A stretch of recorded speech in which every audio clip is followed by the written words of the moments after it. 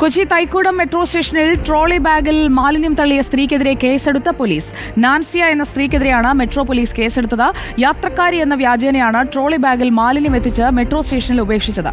CCTV ദൃശ്യങ്ങൾ കേന്ദ്രീകരിച്ച് നടത്തിയ അന്വേഷണത്തിലാണ് പ്രതിയെ പിടികൂടാൻ കഴിഞ്ഞത്. ആ ദൃശ്യങ്ങൾ നമുക്കൊന്ന് കാണാം.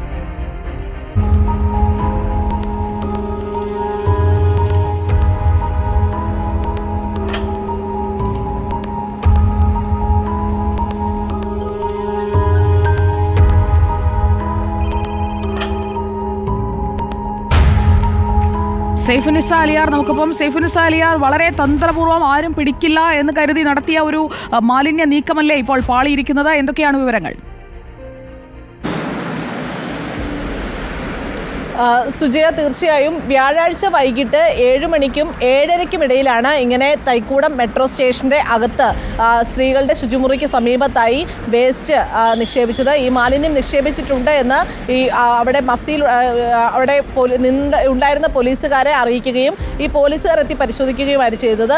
പക്ഷേ ഇതിൽ ഏറ്റവും നമുക്ക് രസകരമായി തോന്നുന്ന ഒരു കാര്യം, ഈ വേസ്റ്റിനകത്ത് ഇവരുടെ ഒരു മെഡിക്കൽ കാർഡ് ഉണ്ടായിരുന്നു. മെഡിക്കൽ കാർഡും ഒപ്പം തന്നെ ഇവരുടെ പേരെഴുതിയ വേറൊരു സ്ലിപ്പും ഉണ്ടായിരുന്നു, നസിയ അലി എന്ന പേരെഴുതിയത്.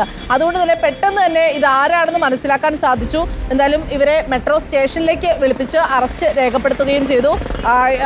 സ്റ്റേഷൻ ജാമ്യം കിട്ടുന്ന കേസായതുകൊണ്ട് തന്നെ സ്റ്റേഷൻ ജാമ്യം നൽകി വിട്ടയക്കുകയും ചെയ്തിട്ടുണ്ട്. ഇന്നലെയാണ് ഈ വേസ്റ്റ് ഇട്ടിരിക്കുന്നത് ശ്രദ്ധയിൽപ്പെടുകയും പോലീസിനെ വിവരം അറിയിക്കുകയും ചെയ്തത്.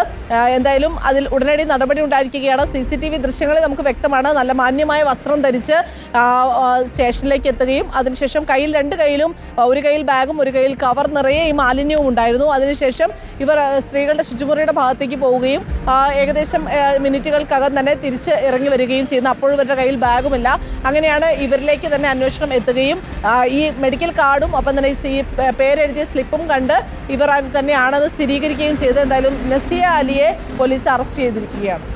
ഓക്കെ, വിവരങ്ങൾ നൽകിയത് സൈഫുനിസ അലിയാറാണ്. നമ്മുടെ വീടുകളിലെ മാലിന്യം അത് നമ്മുടെ ഉത്തരവാദിത്തമാണ്. അത് നിർമ്മാർജ്ജനത്തിനായി കൃത്യമായ വഴികൾ തേടുക. ഇങ്ങനെയൊന്നും കൊണ്ടുപോയി പൊതുസ്ഥലത്തൊന്നും ഇടരുത്. എല്ലാവരോടുമായിട്ട് പറയാനുള്ള കാര്യവും ഇതാണ്.